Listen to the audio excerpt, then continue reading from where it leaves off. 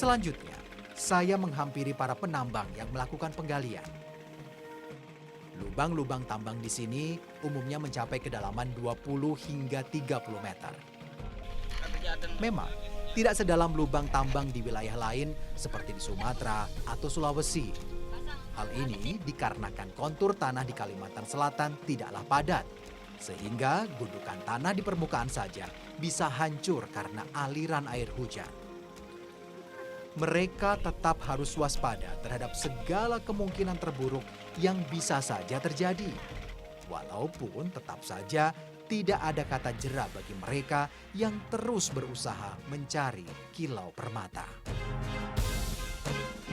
Ibu, jadi setiap lubang tambang di sini memiliki kandungan air yang sangat banyak, makanya mereka harus terus-menerus untuk menguras air ini karena itulah salah satu penyebab seringnya longsor di tambang wilayah ini, Bu ya. Jadi karena airnya banyak, di sini tanahnya juga sangat gembur, makanya ini salah satu resikonya adalah longsor. Lagi, Bu. Bahkan di lubang tambang ini, saya lihat dua orang perempuan yang sedang turut menggali. Dua orang ini merupakan perempuan yang masih bertahan untuk ikut menambang sampai sekarang. Setidaknya 10 tahun lalu, ada banyak perempuan yang ikut mendulang intan. Namun, sejak banyak para penambang yang meninggal, perempuan di Kecamatan Cempaka mulai jera.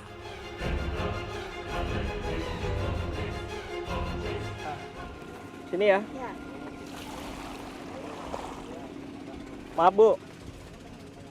Jadi pemirsa jangan bayangkan mereka yang bekerja di tambang emas, tambang intan itu bisa mendapatkan sebanyak apa yang kita bayangkan di perkotaan. Karena mereka, bahkan para kaum hawa ini harus membantu suami dan juga anak-anaknya untuk mencari nafkah.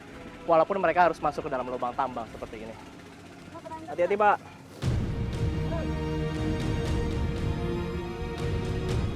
Dari sini, mereka bisa mendapatkan upah beberapa puluhan ribu.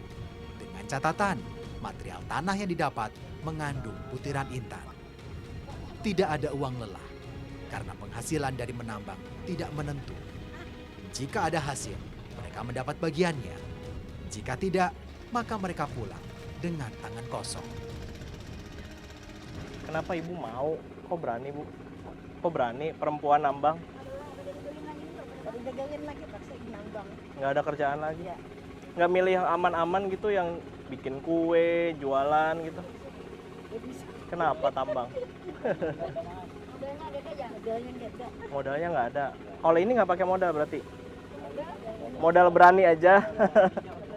Tapi pernah Ibu luka, jatuh gitu? Pernah? Pernah, ada pernah. Nggak pernah? Alhamdulillah ya, nggak pernah ya. Tapi kan saya dengar ceritanya ada yang itu, Bu, ada yang jatuh, ada yang longsor gitu. Nah, itu. Di luar situ. Ya, Ibu nggak takut? ya enggak. Enggak. Bisa aja bilang nggak ini. Sebelah tuh longsor. Bisa aja di sini. Aku duduk di Makanya Ibu jaga Di yang sini. agak atas ya di sini ya. Karena kalau ke bawah-bawah mungkin lebih bahaya ya. Berapa, Bu, kalau Ibu dapat berapa bisa? Sehari merah. Iya, sehari. Jarang. Jarang dapat. Sekarang udah mulai kurang hasilnya. Berapa? 10, 20 ribu? Kadang-kadang 20.000 sehari ini. Kadang-kadang 20 ribu. Ya, kadang-kadang ada. Kalau ini udah setengah hari belum mendapat apa-apa? Belum ini lagi. Belum ada hasil. Belum ada di Tapi biasanya ntar dibagi semua ya, Bu ya. Intan merupakan batu dengan bentuk paling sempurna di muka bumi. Jumlah produksi intan di Martapura pernah mencapai 25.000 ton per tahun. Tapi hal itu tak serta-merta meninggalkan cerita bahagia bagi mereka yang bermukim di sekitarnya. Ketika intan sedang marak dan hasilnya juga lumayan banyak, warga beramai-ramai menjual area sawah mereka untuk dijadikan lahan galian seperti yang ada di belakang saya ini. Dan hampir seluruh wilayah Kecamatan Cempaka. Namun ketika hasilnya mulai berkurang, mereka juga meninggalkan lahan galian dan akhirnya membuka area sawah baru, kebun baru yang letaknya jauh dari pemukiman mereka.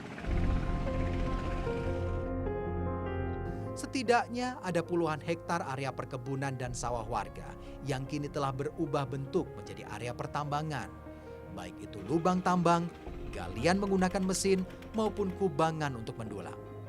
Yang pasti, semuanya sudah tidak mungkin lagi digunakan sebagai tempat bercocok tanam. Saya mendatangi lahan tani dan kebun yang tersisa. Luasnya sudah tak seberapa. Lahan ini pun letaknya jauh dari permukiman. Para penduduk harus mengeluarkan tenaga ekstra, waktu, serta biaya untuk menggarap lahannya. Buka lahan? Iya.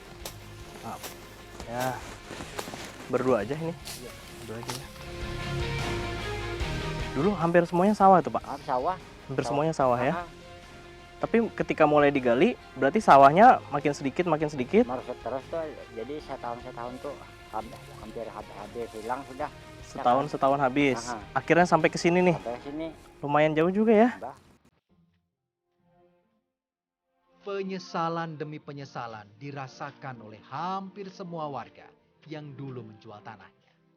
Sementara mereka yang tak mampu beraktivitas di area pertambangan seolah tidak punya pilihan selain pasrah. Hal ini membuat generasi termuda di Kecamatan Cempaka harus keluar dari lingkaran tambang. Bekerja di tambang tidak lagi menjadi cita-cita. Sedangkan mereka yang bertahan pada harapan akan Kemilau Intan masih menggantungkan asa pada uluran tangan pemerintah untuk membantu menyelesaikan dilema.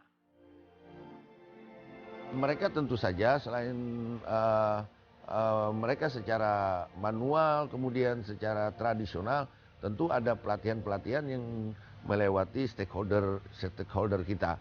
Dan kita berharap mereka akan lebih profesional dan berharap memang dapat menghasilkan yang lebih baik. Setidaknya harus ada komunikasi yang tepat untuk bersama-sama mencari solusi antara petambang, pedagang, dan pemerintah untuk menciptakan iklim penambangan yang sehat. Tidak hanya untuk perekonomian Martapura, tapi juga Kalimantan Selatan.